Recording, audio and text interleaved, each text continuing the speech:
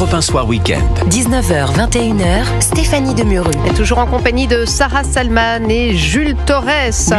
On parle politique, Jules Torres. J'espère que vous avez des informations à communiquer. Mettez la pression. Oui. Sébastien Lecornu, donc, au défi de composer dans l'urgence un gouvernement qui semble manifestement très compliqué à former. Il est à l'Élysée en ce moment, le Premier ministre. Alors, on nous dit qu'il n'y aura pas de prise de parole ce soir, a priori. Et puis, une information, une autre, qui n'est pas de bon augure. Pas de conseil des ministres prévu demain initialement. Ce serait plutôt mardi, selon les dernières rumeurs. Alors que le budget 2026, quand même, était supposé être présenté demain. Ça rame un peu, quand même, du côté de Matignon, mon cher Jules. Plus des rames, là. Je sais pas ce qu'il faut, mais là, ils font du canoë-kayak. C'est-à-dire que on a un Emmanuel Macron qui dit à Sébastien Lecornu lundi, lundi après sa démission, de réunir, de faire des consultations, et donc il met 5 jours avant de le renommer à Matignon, alors qu'il savait très bien que la seule option encore, c'était Sébastien Lecornu. Il lui dit ce soir, je veux un gouvernement avant mon départ en Égypte, donc c'est-à-dire ce soir ou demain matin extrêmement tôt. En effet, il y a le budget qui doit être déposé en Conseil des ministres d'ici lundi. On apprend que donc ce sera seulement au retour d'Emmanuel Macron mardi. Donc a priori, c'est le gouvernement entre aujourd'hui et demain. Et mardi, le Conseil des ministres. Je vous rappelle quand même que l'article 21 de la Constitution autorise le président de la République à déléguer son pouvoir en Conseil des ministres au Premier ministre. Donc ce sera manifestement le cas. Ce sera manifestement le cas. Ou pas. Ben non, parce qu'il pourrait le faire lundi. Dans ce cas, Sébastien Lecornu en absence d'Emmanuel Macron. Emmanuel Macron qui va en Égypte pour essayer de récolter quelques lauriers du plan de Donald Trump qui va réussir à imposer la paix à Gaza. Mais il a dit que c'était lui qui avait créé la dynamique. Donc oui, bien sûr, il a créé la dynamique. Non, mais en réalité, on assiste quand même.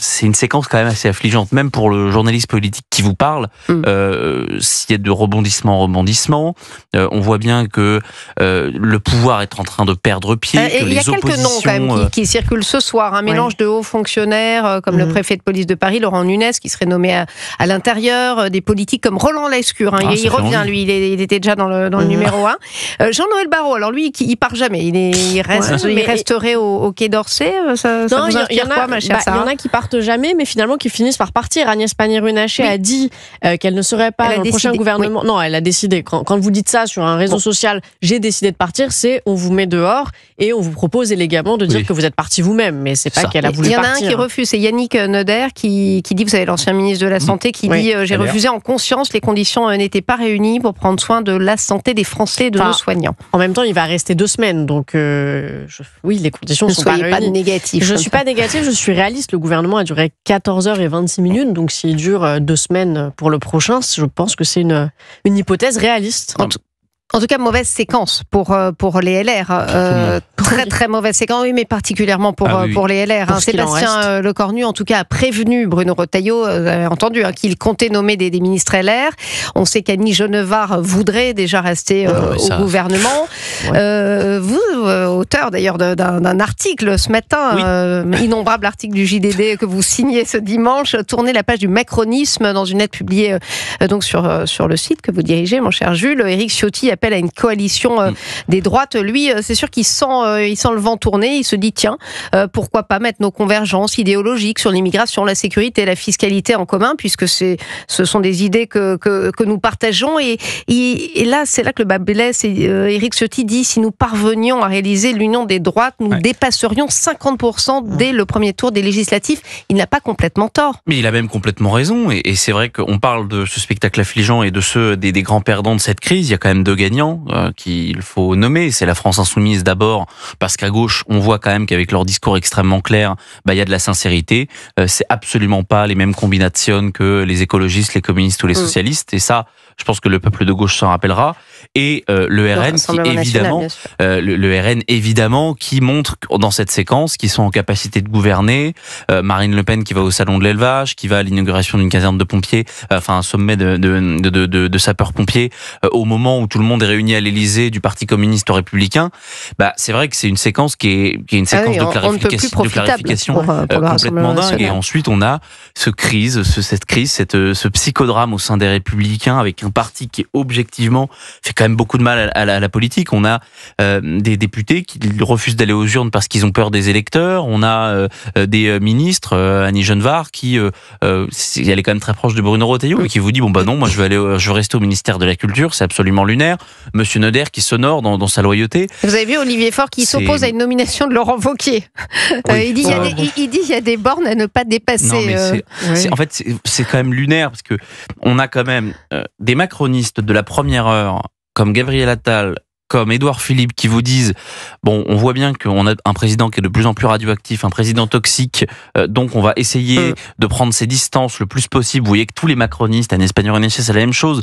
Ces gens-là ne veulent pas aller au gouvernement, rechignent à faire cette coalition parce qu'ils sentent bien qu'être accolé au macronisme, c'est aujourd'hui extrêmement dangereux. Et vous avez des LR, des gens de droite, qui vous disent bon bah non, on va participer. Paraître déloyal, c'est pas forcément mieux. Hein.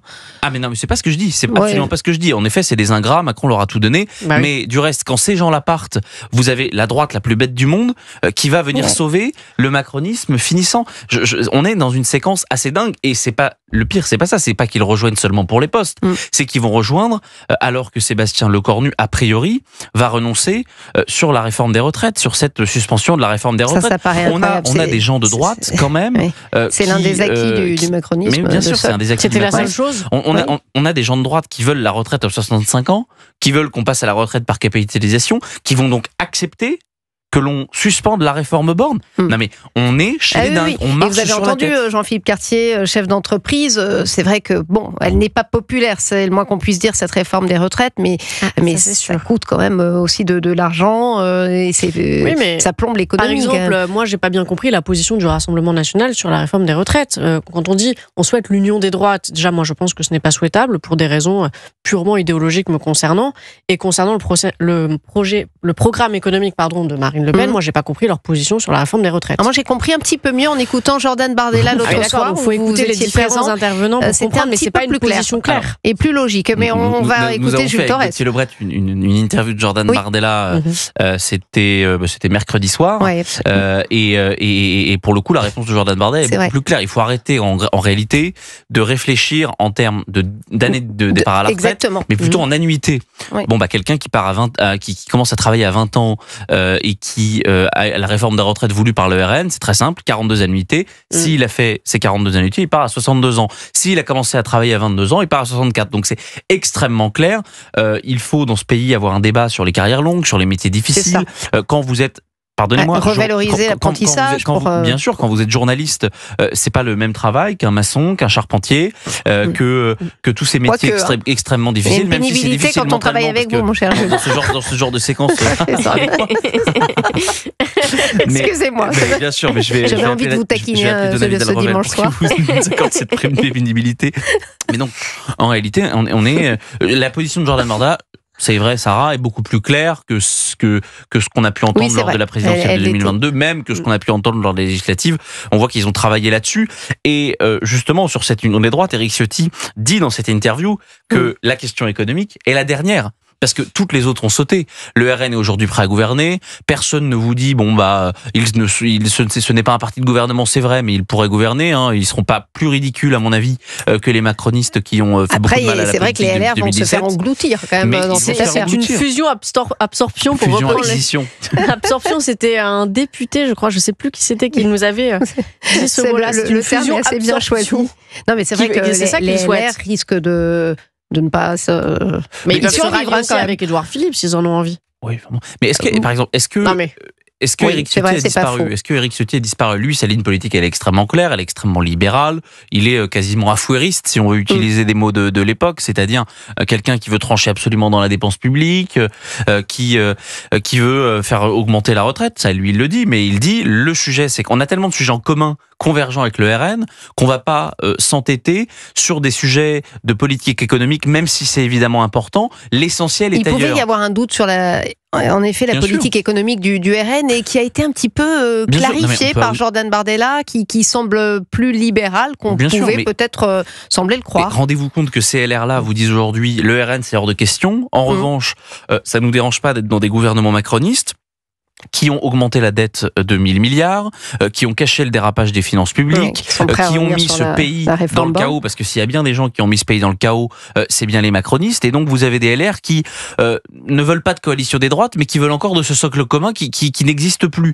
Donc c'est vrai en tout cas, ils vont devoir prendre une décision prochainement, non? Parce que la dissolution, on va pas y couper. Mais ils sont pas tous d'accord entre eux chez les LR, ils ont une position qui est pas claire. Ah oui, non, ça c'est le moins qu'on puisse dire. Un parti, normalement, c'est la logique du parti, on est absolument plus dans ce qu'était l'UMP, quand Jacques Chirac dirigeait, quand Nicolas Sarkozy dirigeait. Là, on a des députés qui font comme si ils existaient par eux-mêmes. On a des gens qui ne respectent pas le vote. Encore une fois, il va y avoir un vote des militants. Qui sera extrêmement clair à mon avis sur le soutien sans participation au gouvernement, et vous allez quand même avoir des gens qui vont être débauchés.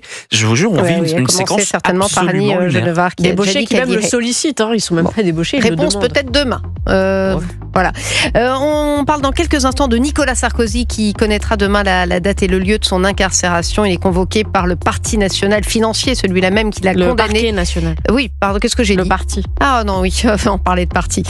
Parquet qui l'a condamné pour association de malfaiteurs. On en parle avec vous particulièrement, Jules Torres, puisqu'il a réuni mercredi soir une dernière fois ses proches. Vous nous avez relaté ça dans le JDD. Absolument.